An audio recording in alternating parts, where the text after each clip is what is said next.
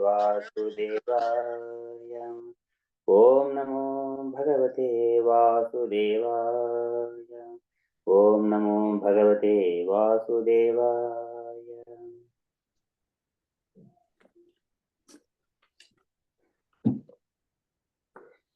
प्राणेन अक्षिपता क्षुद्रुद् अंतरा जायते विभोः पिपासतो जक्षतश्च प्रान्मुखं निर्विज्यत. Hare Krishna. The living force being agitated by the Viraj Purusha generated hunger and thirst, and when he desired to drink and eat, the mouth opened. मुखतः तालु निर्भिन्नं जिह्वा तत्रोपजायते ततो नानरसो जज्ञे जिह्वयायो अधिगम्यते. From the mouth, the palate became manifested, and thereupon the tongue was also generated. After this, all the different tastes came into existence, so that tongue can relish them. विवक्षोर्मुखतो भूम्नो वह्निर्वाग्व्यावृतं तयोः जले चैत्य ससुचिरं निरोधः समजायत. When the Supreme desired to speak, speeches were vibrated from the mouth. When the controlling deity fire was generated from the mouth, but when he was lying in the water, all these functions remained suspended. नासिके निर्भिद्येतां दोदोयति नभस्वति तत्र वायुर्गन्धो वहो ग्रानो नसि जिगृक्षतः. Thereafter, when the Supreme Purusha desired to smell odors, the nostrils and respiration were generated. The nasal instrument and odors came into existence, and the controlling deity of air carrying smell also became manifested. यदात्मनिना लोकम् आत्मानं च जिदृक्षतः निर्भिन्ने क्षिणी तस्य ज्योतिः चक्षुगुणग्रहः. Thus, when everything existed in darkness, the Lord desired to see himself and all that was created. Then the eyes, the illuminating God Sun, the power of vision, and the object of sight all became manifested. बोध्यमानस्य ऋषिभिः आत्मनः तज्जिगृक्षतः कर्णौ च निर्विद्येतां दिशः श्रोत्रं गुणग्रहः.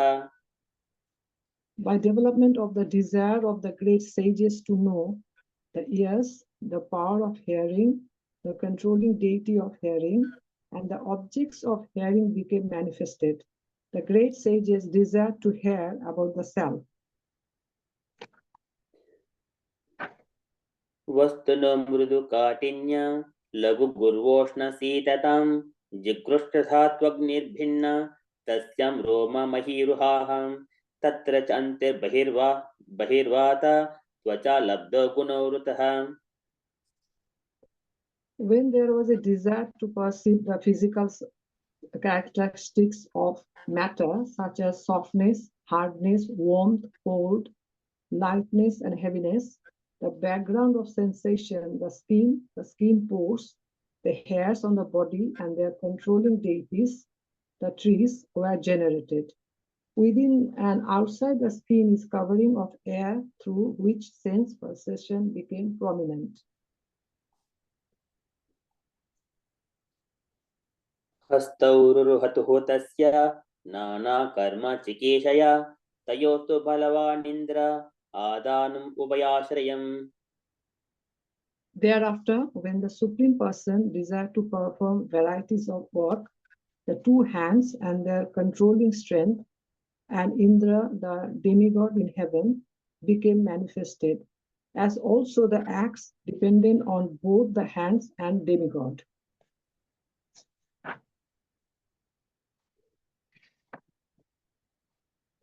गतिं जिगीषतः पादु रुरुहाते अभिकामिकां पद्भ्यां यज्ञः स्वयं हव्यं कर्मभिः क्रियते नृभिः.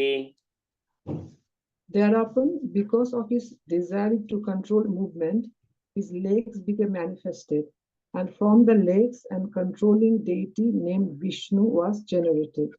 By his personal supervision of this act, all varieties of human beings are busily engaged in dutiful occupational sacrifice. निर्भिज्यत शेष्णो वै प्रजानन्द अमृताढ्यनः उपस्थ आसीत् कामानां प्रियं तद्वभयाश्रयम्. Therefore, for sexual pleasure, begetting offspring and tasting heavenly nectar, the Lord developed the genitals, and thus there is the genital organs and his controlling deity, the Prajapati. The object of sexual pleasure and the controlling deity are under the control of the genitals of the Lord. उत्सिसृक्षो धातुमलं निर्भिज्यत वैकुदं ततः पायुः ततो मित्रः उत्सर्ग उभयाश्रयः. Thereafter, when he desired to evacuate the refuse of eatables, the evacuating hole, anus, and the sensory organ thereof developed along with the controlling deity Mitra. The sensory organ and the evacuating substance are both under the shelter of the controlling deity. आसिसुप्सोः पुरः पुर्या नाभिद्वारम् अपानतः तत्रापानस्ततो मृत्युः पृथक्त्वम् उभयाश्रयम्. Thereafter, when he desired to move from one body to another, the navel and the air of departure and death were combinedly created. The navel is a shelter for both, namely death and the separating force. आदित्योः अन्नपानानाम् आसन् कुक्षं तृणाडयः नद्यः समुद्राशतयोः तुष्टिः पुष्टिः तदाश्रये. When there was a desire to have food and drink, the abdomen and the intestines and also the arteries became manifested. The rivers and seas are source of their sustenance and metabolism. निदिध्यासोः आत्ममायं हृदयं निर्भिज्यत ततो मनश्चन्द्र इति संकल्पः काम एव च. When there was a desire to think about the activities of his own energy, then the heart, the seat of the mind, the moon, determination, and all desire become manifested. त्वक्चर्म मांस विजिर मेद मज्ज अस्ति दातवः भूमि आप तेजोमयाः सप्त प्राणो व्योमाम्भुवायुभिः. The seven elements of the body, namely the thin layer on the skin itself, the flesh, blood, fat, marrow, and bone, are all made of earth, water, and fire, whereas the light breath is produced by the sky, water, and air.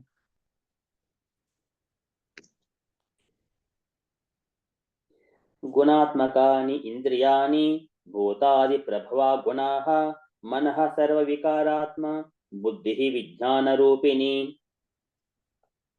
The sense organs are attached to the modes of material nature, and the modes of material nature are product of the false ego. The mind is subjected to all kinds of material experiences, happiness and distress, and the intelligence is the feature of the mind's deliberation.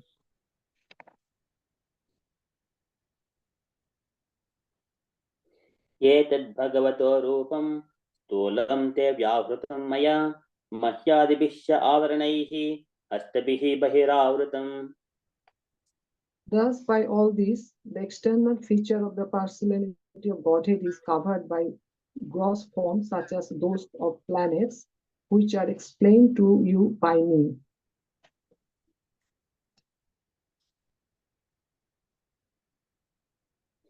अतः परं सूक्ष्मतमम् अव्यक्तं निर्विशेषणम् अनादिमध्यनिधनं नित्यं वाक् मनसः परम्.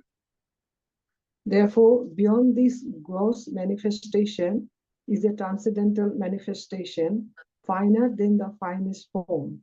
It has no beginning, no intermediate stage, and no end.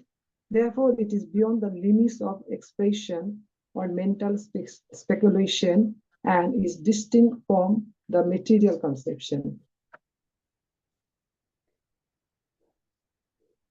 अमुनि भगवद्रूपे मया ते हि अनुवर्णिते उभे अपि न गृह्णन्ति माया सृष्टे विपश्चितः. Neither of the above forms of the Lord, as just described unto you from the material angle of vision, is accepted by the pure devotees of the Lord who know him well.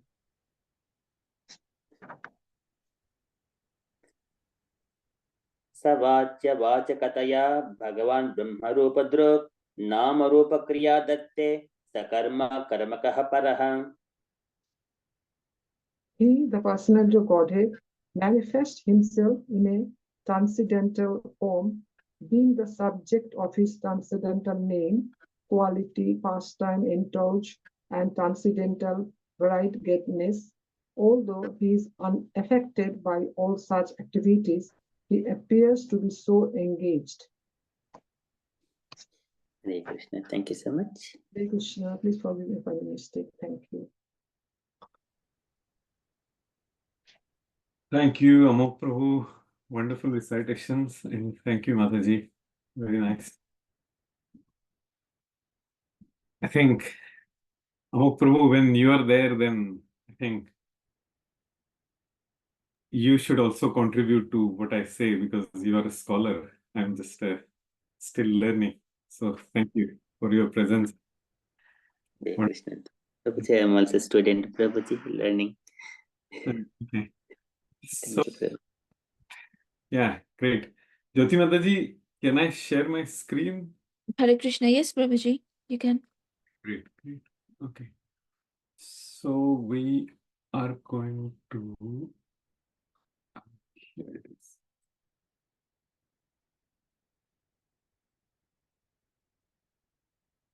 And screen.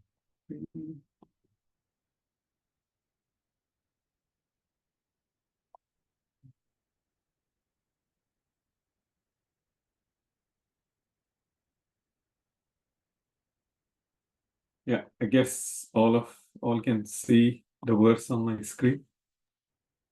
Yes, Prabhuji. Okay, thank you very much. So let's start. We are going to discuss 3 verses today, 27, 28, and 29. Let's start. Om Namo Bhagavate Vasudevaya. Om Namo Bhagavate Vasudevaya. Om Namo Bhagavate Vasudevaya. Narayanam Namaskritya Naram Chaiva Narottamam Devim Saraswatim Vyasam Tato Jayamudire. Nashtaprayeshu Abhadreshu Nityam Bhagavata Sevaya Bhagavati Uttama Shloke Bhaktir Bhavati Naishtaki Yam Pravrajantam Anupetam Apetrutyam Dvaipayano Virahaka Tara Ajuava Utretitan Mayatayo Taravo Vinedus Tam Sarvabhutardayam Munimanatosmi.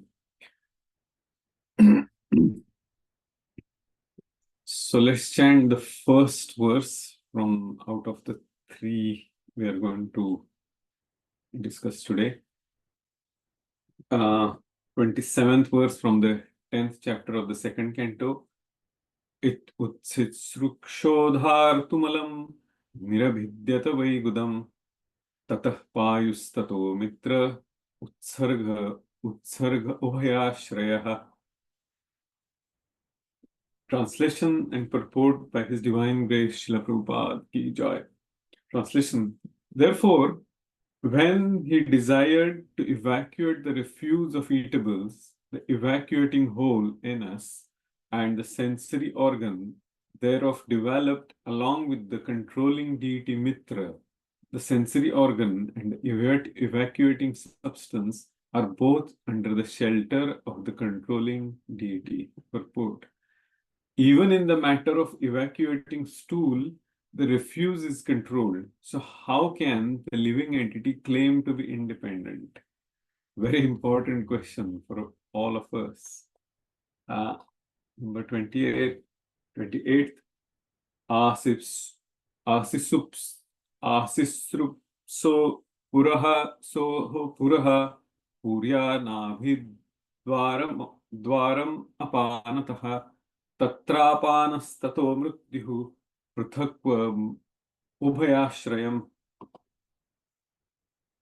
Translation.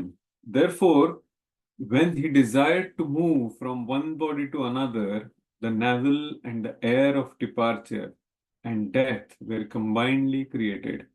The navel is the shelter for both, namely death and the separating force. Purport. The pranavayu continues the life and the apanavayu stops the living force. Both the vibrations are generated from the abdominal hole, the navel. This navel is the joint from one body to another. Lord Brahma was born of the abdominal hole of Garbhodakshay Vishnu as a separate body, and the same principle is followed even in the birth of any ordinary body. The body of the child develops from the body of the mother, and when the child is separated from the body of the mother, it is separated by cutting the navel joint. And that is the way Supreme Lord manifested himself as separated many. The living entities are therefore separated parts, and thus they have no independence.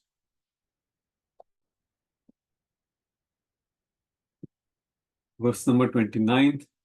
Aditso Pananam Asana Kshantranadeyaha Nadya Samudrascha Tayos Tushtihi Pushtistadashraye. Translation. When there was a desire to have food and drink, the abdomen and the intestines and also the arteries became manifested. The rivers and seas are the source of their sustenance and metabolism. Purport. The controlling deities of the intestines are the rivers, and those of the arteries, the seas. A fulfillment of the belly with food and drink is the cause of sustenance, and the metabolism of the food and drink replaces the waste of the bodily energies. Therefore, the body's health is dependent on healthy actions and the actions of the intestines and the arteries.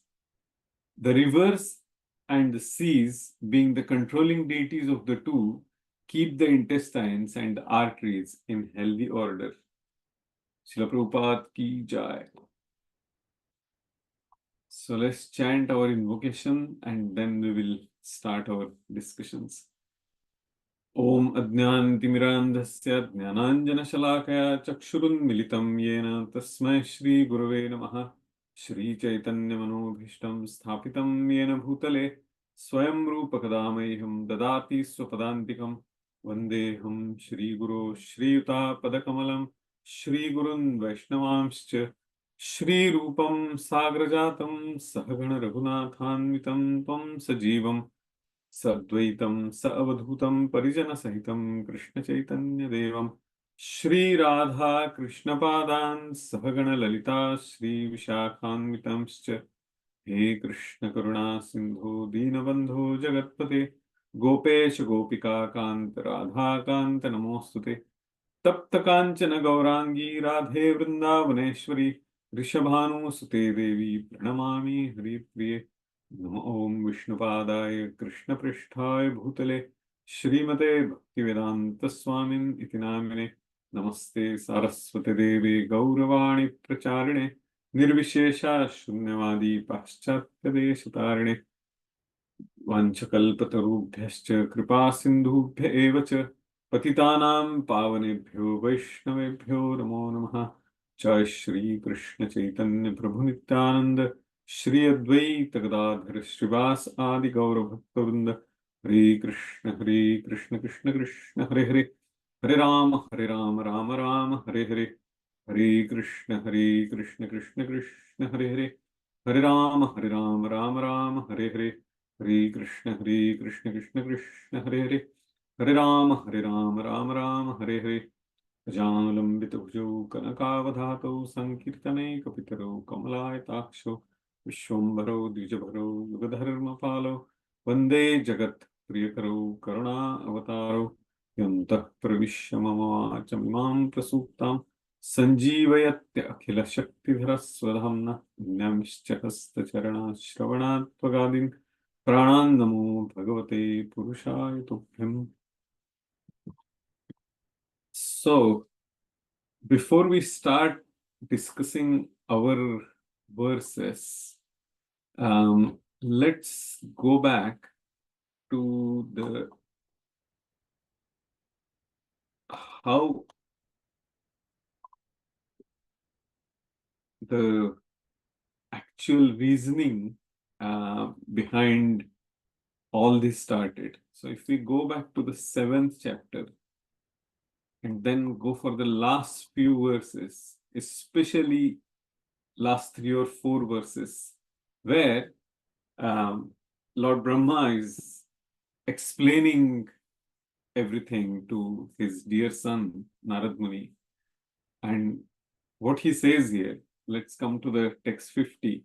My dear son, I have now explained in brief the Supreme Personality of Godhead. So as we were going through the translation and the purport, Prabhupada was saying, independence. We are not independent. Whether we like it or not, we are dependent on the Lord eternally, perpetually. And that is the best thing for the living entity. Srila Prabhupada gives a very beautiful example. He says, what is happy for a child? To be orphan or to have it at home with parents? So if somebody says that I will enjoy being an orphan, he is a foolish person, because there will always be suffering for the orphan. So we are dependent on our parents. That exchange of love is the most sweet and the most beautiful thing. And that's why he's saying here, my dear son, I have now explained that gives the fulfillment of affection here.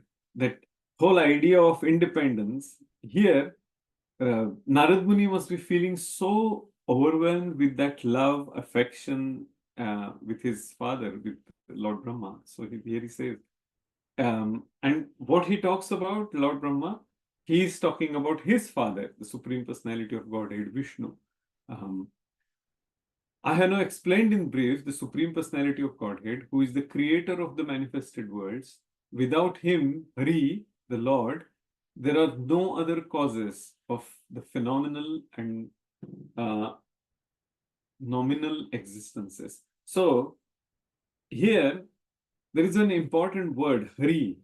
Can anyone tell me why Lord Brahma, why Prabhupada is giving here the word Hari, and why Lord Brahma is directly or implicitly talking about the actual reasoning behind Hari? So what do you think? Why is he saying here? Anyone?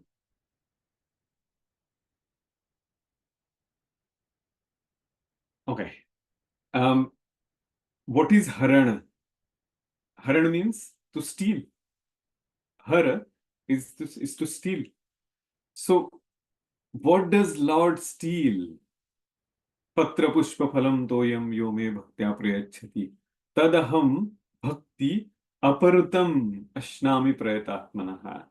The most famous, one of the most famous verses, we all know this verse because we all meditate on that verse while offering Naivedyam, Bhoga to the Lord. So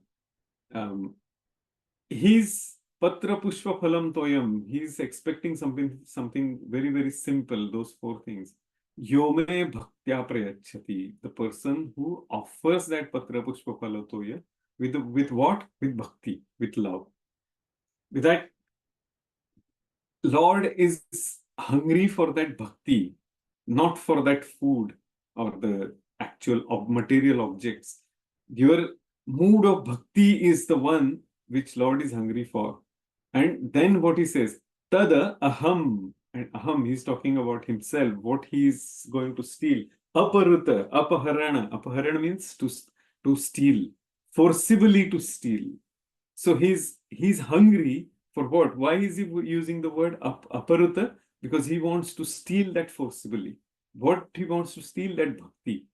That is the loving exchange. And that's where he's saying, Hari the Lord, who steals that. And oh my son. So what does Father steal? What will the Supreme Father going to steal from his son? The bhakti, that love, that affection. He's hungry for that loving exchange. And that's why he uses there, Hari the Lord. Lord Brahma is saying that my father, he's stealing constantly my love for him. And then he's explaining it to his son, Sripad Narad Muni. Then he says, let's go to those last three verses quickly. O Narada, this science of God, Srimad Bhagavatam, was spoken to me in summary by the Supreme Personality of Godhead. And it was spoken as the accumulation of his diverse potencies. Please expand this science yourself. So look at the beauty of these verses and why we are going. We will come to this point here. But why we are going through this is when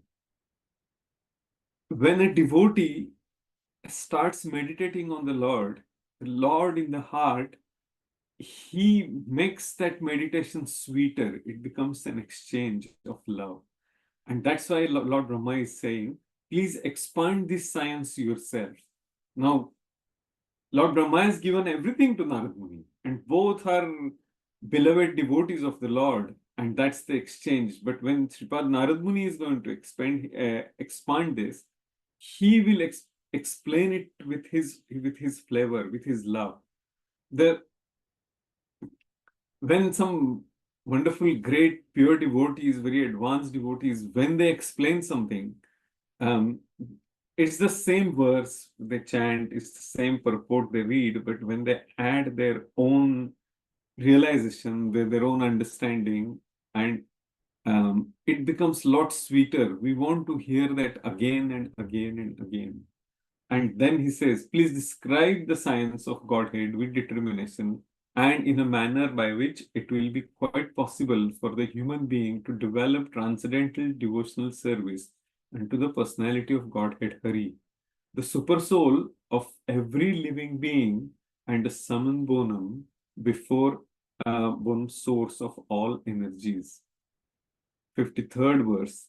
Lord's activities in association of his different energies should be described, appreciated, and heard in accordance with the teachings of the Supreme Lord.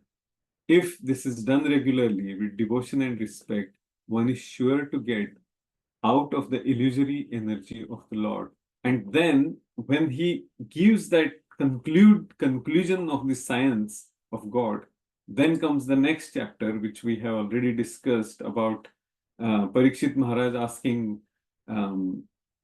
questions to the Lord, to his spiritual master, Srila Shukadeva Goswami. And then Shukadeva Goswami is now explaining the details of the creation. And here we have this Chatushloki Bhagavatam, Ahame Vasame Vagre. We all have gone through that. So now we are coming to this next part here. Let's go back here. So in this particular chapter 9, where sorry, I was thinking that was chapter 9. In 8 there is just questions, and this is chapter 9 where we have all the Chatushloki Bhagavatam and then Brahma's penances and austerities. The tapa part, we have discussed it fairly in detail. And if we go to the 37th verse, 35th specifically, and then Yeah, this is the verse I think we talked about earlier, because Shukdev Goswami says that in the beginning, if there is no connection between the pure soul and the super soul, the meaning of that existence of that soul is nothing. And then Lord is saying here, "O Brahma, whatever appears to be of any value, if it is without relation to me, has no reality. Know it as my illusory energy, that reflection which appears to be in darkness." So Lord is confirming this aspect again, which is given in the first verse by Shukdev Goswami. And then he says, "Oh Brahma, please know that the universal elements enter into the cosmos and at the same time do not enter into the cosmos. Similarly, I myself also exist within everything created, and at the same time, I am outside of everything." 13th chapter of Bhagavad Gita gives very elaborate details about the name itself of that chapter. The chapter is Kshetra Kshetrajna Vibhag Yoga. And that's where Lord is saying that I am in and I am out at the same time. I'm in a Sukshma as well as in a Vibhu. Everywhere I am. Bhairantasya Bhutanam Charam Charamevacha. And what does this mean, the 35th verse? Because how it is related to what we are going to, 3 verses we are going to talk about today. It's because Lord and his material potencies of this material creation is, Srila Prabhupada is giving the secret here in these verses, in the purports especially, that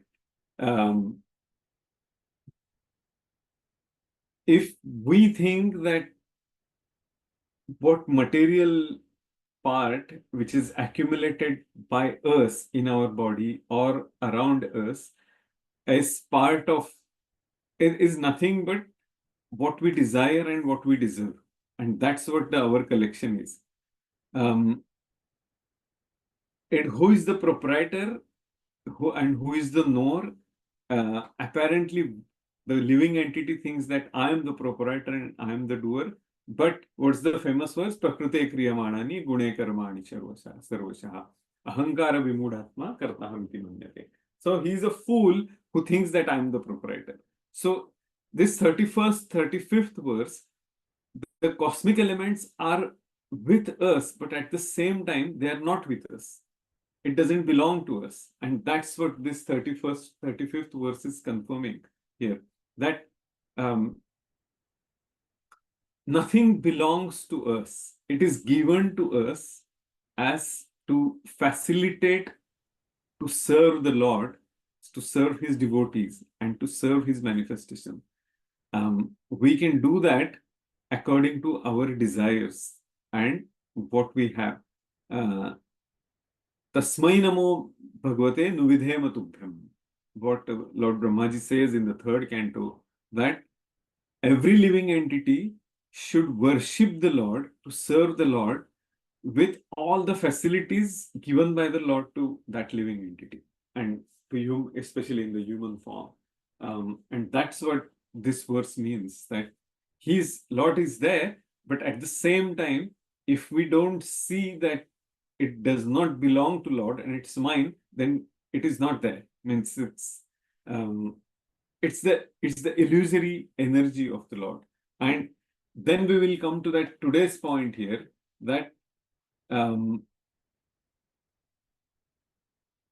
it is whatever we eat, we breathe, everything belongs to the Lord, everything belongs to this material energy.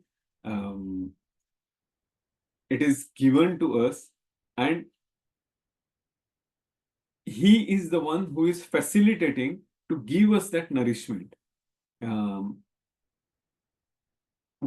We see everything in terms of the enjoyment, and this knowledge, what is given to us, that the idea of enjoyment is always related to the Supreme Lord.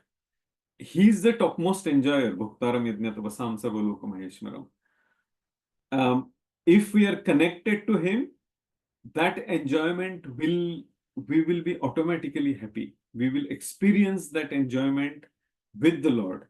If if we are not connected to Him, then that enjoyment is the biggest illusion, and that's what Prabhupada is giving here as a secret. And I think in the 18th chapter, let's see 45th and 45th and 46th verse. Let's see what.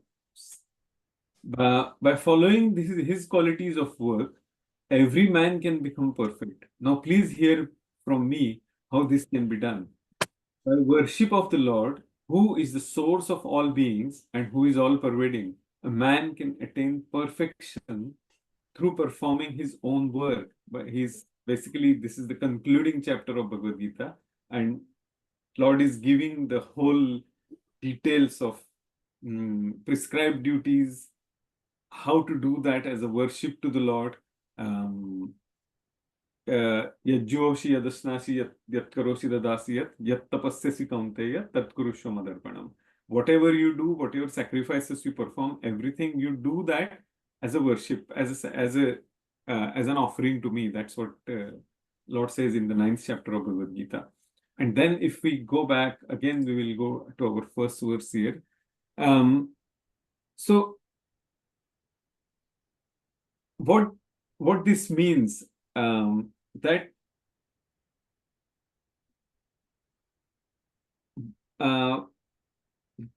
okay, let's step back, and one more part I was planning to include, that is this: what is that sacrifice, and where does that sacrifice come in our earlier discussions as well as in other scriptures. So first thing, it comes in the earlier in 2.8, where Lord gives the instruction to Lord Brahma. What is that instruction? Perform tapashcharya. Tapa is basically sacrifice. It's austerity. Austerity means sacrifice. For us, the conditioned soul, or the people who are trying to follow the Vaidhi sadhana bhakti, the sacrifice is following the regulated principles according to the instructions of the spiritual master. 4 regulative principles: chanting the holy name, reading the Shastra, doing our job diligently, honestly, everything, and following the Vaishnava culture properly. At times, the illusory energy is so powerful that we may get a bit distracted, but keeping that in mind, that yes, I have committed to my spiritual master, to our Guru Parampara, to Sampradaya, and that's what our prime responsibility is. And this is the sacrifice, this is the yajna, this is what our main principle is on the path of bhakti. So adversaries of life or our propensities are not the real problem. But what is the real problem here? Not thinking of every action as a sacrifice to the Lord is a real problem. So not understanding that bhuktaram yajna tapasam sarvalokam maheshwaram surudam sarvabhutanam jnatvam shanti vricchati. So the person who understands that that who is the Suruda? Lord is the Surud. He's the well-wisher of everybody. And then Prabhupada says that it's a peace formula. When we understand that, I'm not the enjoyer, but when I'm connected to him, I will be happy. That's a very peaceful situation, because in that exchange, when you are connected to somebody, there is an exchange. An exchange with the Lord is only with that love. Tadaham bhakti aparutam mashnami prayatatmana. Aparuta, because his greed, Lord's greed, the transcendental greed is for love of the devotees, and so vice versa. That loving exchange is the most blissful part of anyone's existence. So 3 essences: through the act of sacrifice, we connect to the Lord, understand that we are dependent, And third part is the corollary of that. The idea of independence is an illusion. So those are the three essences. And what this means is, coming to this point, even for the evacuation, that is to make sure that the excretory system is functioning properly, we are dependent on the Lord. If that does not work properly, we will not live that long. All our daily jobs, functions, ideas, our charisma, interactions and plans will get seriously affected if the excretory system does not work properly. So how grateful we should be to the Lord for everything. So again, coming back to Bhagavad Gita, 10th chapter of the Bhagavad Gita tells us about the opulences of the Lord. He's not telling this to Arjun. He's not introducing this to the Arjun. Arjun is aware of it. But at that point of time, what is the context? Lord is giving him, everything belongs to him. Arjun knows that. But for us who are the conditioned souls, we need to understand the context of these scriptures in our day-to-day life. The sense of gratitude towards the Lord, towards the devotees, towards towards the spiritual masters is so essential. And so in this particular context of this verse, our daily job functions, ideas, as we were talking about, we conveniently try to hide this aspect of excretion. When a person is in a peak of their youth, beauty, success, their intelligence is working very properly, there is a glamour, there is a strength of different levels and charisma. We try to conveniently hide this aspect of how our body functions, because we just want to. It's in Sanskrit there is a word called unmad. You can say unmad is a type of arrogance, and when everything is functioning properly, a person easily tends to forget or to ignore how important the aspect of our understanding our bodily function is. Which, if we have that connection to the Lord and understand that everything is happening because of Him, automatically there will be a sense of humility. I think time and again we have talked about once. I think several times I have spoken about this. Srila Giriraj Maharaj asked Srila Prabhupada that what is that humility? And Prabhupada stopped, he stamped his stick on the Juhu beach in Mumbai, and he said, every single moment, for every single action throughout your life, you're always dependent on Krishna. He is the one who is handling everything. I'm just his puppet. When you understand that and you are absorbed in that consciousness, that is humility. Such a beautiful answer Prabhupada gave instantly, because how it came, it was because of Prabhupada's purity, the complete surrender. And so by consuming food and drink, we are replenishing the energy of this body through the process of metabolism. And so Lord has made an arrangement to get it digested, provide the nutrition, and then get rid of the remaining bits. He has created the intestines. We will go to the next bit here. Pranavayu. We'll talk about this part now. Prana and apana, there are two types of air. There are others as well, udana, samana, and all that. But primarily, we will focus on our discussion on these two. Pranavayu continues the life, and Apanvayu stops the living force. Both the vibrations are generated from abdominal hole, the navel. So this navel is the joint from one body to another.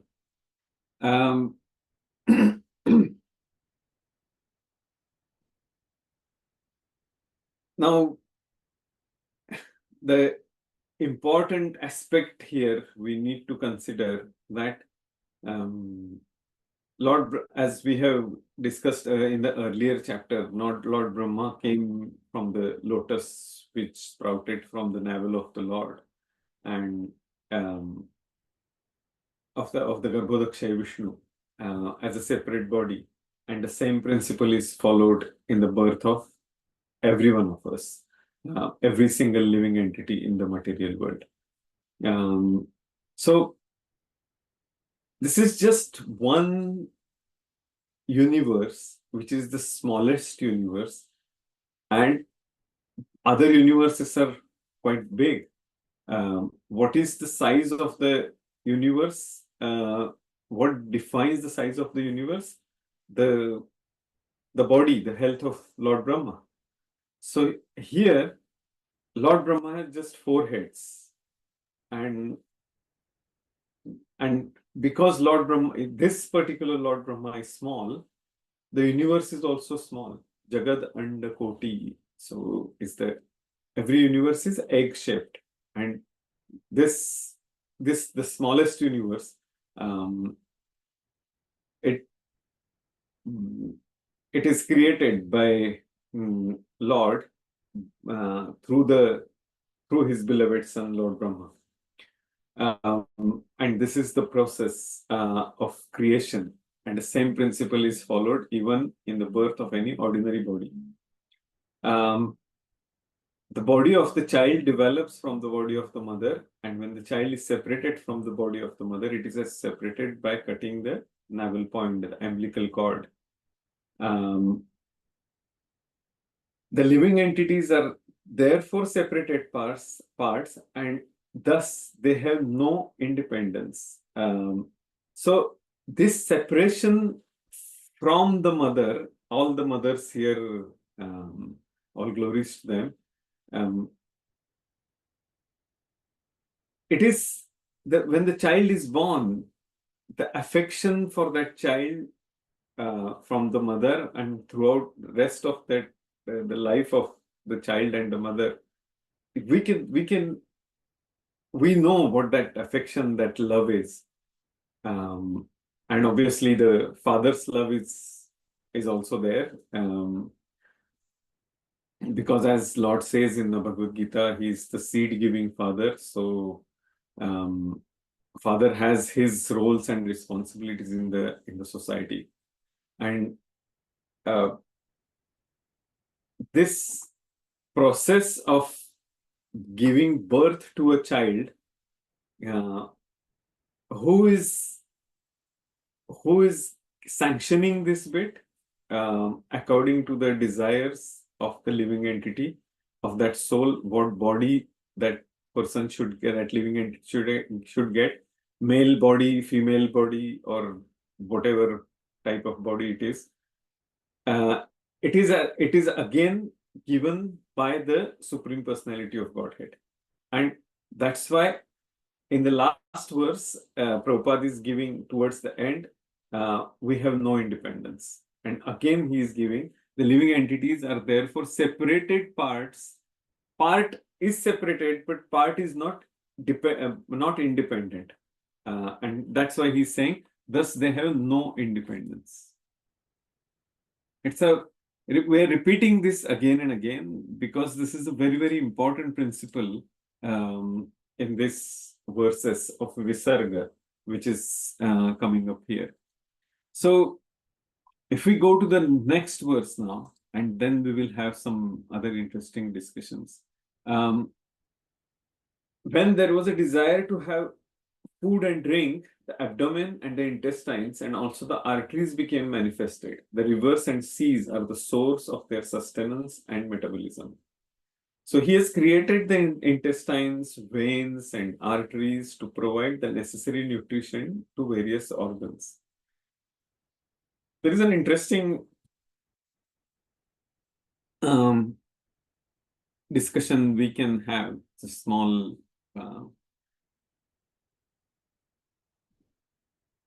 in our brain, there is a very, very important part which plays a very crucial role. Does anyone know what that part is called as? It's called as hippocampus. And it's a small part of our brain with a very big job. It helps with our learning and memory. It converts short-term memories into the long-term memories by organizing, storing, retrieving other memories within our brain. If the hippocampus is damaged by some disease or injury, as we all know that different types of meningitis, encephalitis, and so many other things, they can damage so many parts of the brain. I myself had a stroke in 2012, and I can imagine the pain and everything which we go through, which I went through during the stroke, and every neurological patient, the hellish condition they go through. So if it gets damaged by the disease or injury, it can influence person's memories as well as their ability to form new memories. Hippocampus can particularly affect spatial memory or the ability to remember directions, locations, and orientations. It also plays a role in emotional processing, including anxiety and avoidance behaviors.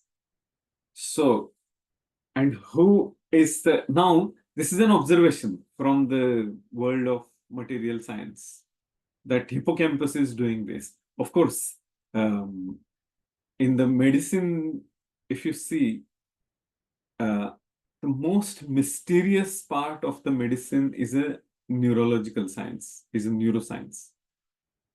Because my daughter is a doctor, and I think Sumadura Radhika Mataji's two nephews are also, one is doctor and one will be doctor in next few months. So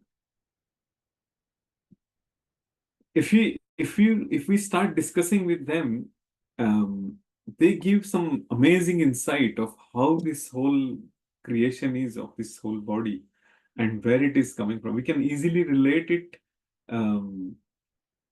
the mystery of this body, where it is coming from. It is coming from that Vishwaroop of the Lord. And what are the actions related to? That science is saying it is coming from the mind. But where is that mind? How is controlling the mind? What is the deity who controls the mind? Moon. Now, it gets fulfilled, all the desires, our desires are getting fulfilled, and especially for the devotees, Srila Bhakti Charu Maharaj gave a very, very beautiful confirmation in one of the classes. Of course, this hippocampus also, in one of the classes, Srila Bhakti Charu Maharaj has given a very beautiful explanation of this. He says that as long as a person is thinking that he or she is independent, they're not on the path of bhakti, they're not surrendered to the Lord, or not, they haven't expressed their desire to surrender to the Lord, demigods are taking control. So who are all the demigods who are controlling this? Let's go through very quickly. We don't have a lot of time to go through, but we will try in this Sarga part. So if we want to understand ourselves through Vedic sound, what is the instrument? What is the organ? Karna, or ears. And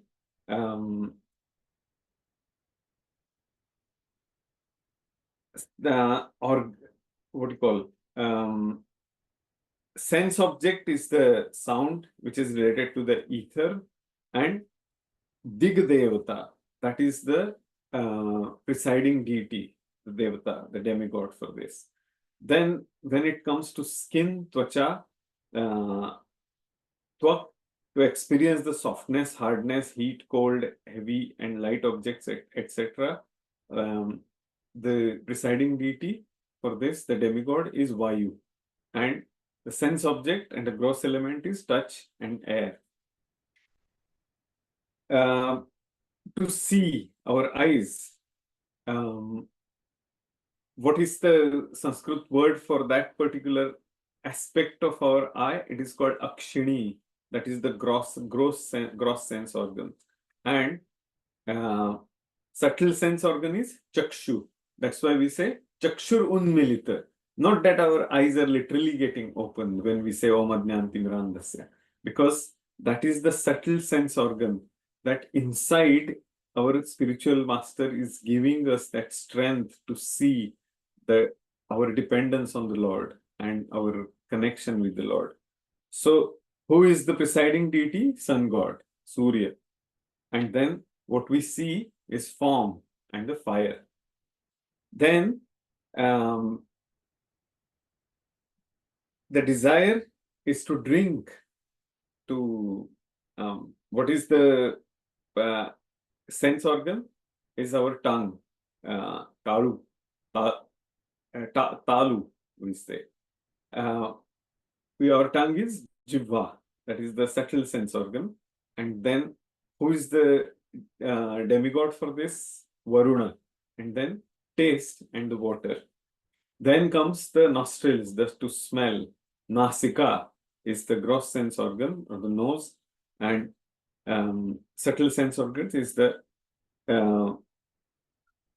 grihana. We smell it through our ears, through our nose. And then who are all the deities for this? Assigned deities, presiding deities, Ashwini Kumar. And then smell, and the gross element is earth. And then comes to speak, to experience the sensation, then mukham, our hair, and perform our activities, that is hasta. We chant that prayer from Dhruva Maharaj, Yantah Pravishya Mama Vachamimam Prasuktam. So this is all related to the Lord's desire. And because Lord touched his conch shell to the forehead of Dhruva Maharaj, that's why that prayer, when I try to speak something, I chant that prayer, Yantah Pravishya Mama Vachamimam Prasuktam. And that's what here Lord himself is telling via Lord Brahma to all of us, that what are all the instruments he has given to us. So the fascinating part, I wanted to discuss two things with all of you. First is,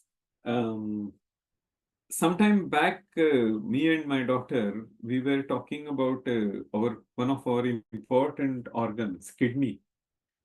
And she said, less than 10% of that kidney's work is replicated in a huge machine called dialysis. So when our kidneys do not function properly, some of the work is done by dialysis. For cleaning the blood and all the purification of process and everything, taking the dirt out of it. This is part of the evacuation process we talked in the 27th verse earlier. And this is all related to this intestine, rivers, and Samudra Dev, which is arteries and veins, everything. So 90% of that kidney's work is still not replicated in any of the machines yet by the human beings. So Srila Bhaktivedanta Goswami Maharaj was telling you once that if we try to just replicate this one arm um, through different sensors and through scientific experiments and all that. We need so many people to do that. And still, that artificial arm will not be able to do everything what our arm does. If somebody touches our arm and holds this, our hand, we know whether there is a feeling of anger or love, affection, there is a sense of sympathy, everything. Our arm understands that, even if our eyes are closed, even if we don't see that person. So, because it is related, it is connected to the body. That's why the arm is complete.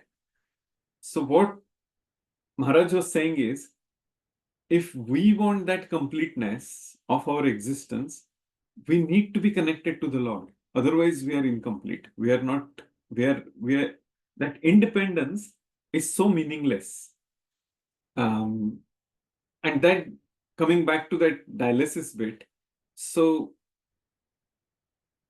me and my daughter, when we were discussing this, then she told me that how beautifully crafted every organ of our body is. Our heart, our kidneys, our brain, our bones, our nervous system, and little bit of changes in that organ, little bit of disturbance, and we go through a lot of pain, inconvenience, and everything. And how crucial it is that everything should function perfectly. So important. We need to keep that in mind, and the sense of that humility, that gratitude, that any kind of if the person thinks that he is the doer, and if because of that, if there is a pride and envy and arrogance and all that, if we think deeply without bringing our unnecessary thoughts in the middle, just meditate on that every day. Gradually there will be change in ourselves, and if our sadhana is proper, I'm not a very realized person, but there is a conviction that if our acharyas are telling us, we can be very, very optimistic about it. And that's one aspect. Another is bit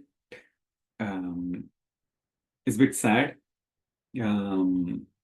On 15 days back, my father-in-law passed away, and he was very, very ill for some time because of motor neuron disease.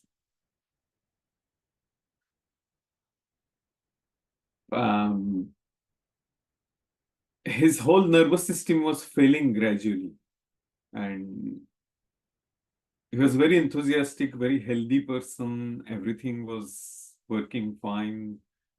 Slowly, certain things started changing, and then doctors thought that something is wrong, and then they went to the tests, and then they came to know that he has a neurological problem, and then they realized that it was a motor neuron disease. When he was here in UK for some time, he started chanting, and then in his last few months or a couple of years, whenever I was with him, I used to tell him that as much as possible, try to chant and read. He did it, and the optimistic part, which we can be very hopeful of, is he used to write Mahamantra because he couldn't speak. His tongue became like a piece of wood, so he couldn't speak. So he used to write everything, in his notebook. And most of the things he wrote, how Lord is merciful, how Lord helps the person who has a desire to go to him. So a lot of times he kept on writing Mahamantra all the time. He was following the Madhva Sampradaya, he was not initiated in our Sampradaya, but because he was so convinced and because of that loving relationship, he kept on writing Mahamantra. Slowly, his hand did not work as expected. It started deteriorating. And then eventually, his hand working of his hand completely stopped. But till it completely stopped, he kept on writing the Mahamantra. In that notebook, you can't see anything actually. No one can imagine that he's writing Mahamantra, but he was meditating on the holy name. Later on, when his hands were not moving, my mother-in-law asked him, why your fingers are like this? And then after quite some time, she came to know that he was chanting the holy name. And on the day of Dwadashi, not yesterday's Ekadashi, the earlier one, early morning, he left this world. So the hope is, because he had the desire, if we see according to the Shastra, Lord has been merciful to him, that his organs were not paralyzed, and slowly he went through, and then through the nervous breakdown, and eventually while chanting, hopefully, or at least remembering, he must have left this world. So as soon as we realize that we are dependent on the Lord, we show our desire, Lord takes charge. As I just did not complete it, but Srila Bhakti Charu Maharaj says in the lecture that when the living entity says that, yes, now I want to come to you, and then Lord takes the charge. Why I told the story of my father-in-law is because he just expressed his desire, and Lord takes the charge. And then demigods say, as Bhakti Charu Maharaj says, that if the owner of the company says that this employee I will take care of, no one else, all the other managers or directors or vice presidents or whomever, they don't have to worry about him. I will deal with this particular employee. Similarly, if the devotee says that, yes, I'm not perfect, I don't have capacity, I'm frail, but still I'm trying to surrender unto you, and please help me. And as confirmed by so many of our acharyas, Lord actually takes the charge. He takes the soul to the next destination. And that's something we can be optimistic about. So that's basically it I wanted to talk about. Are there any questions or comments? Hare Krishna, Prabhu.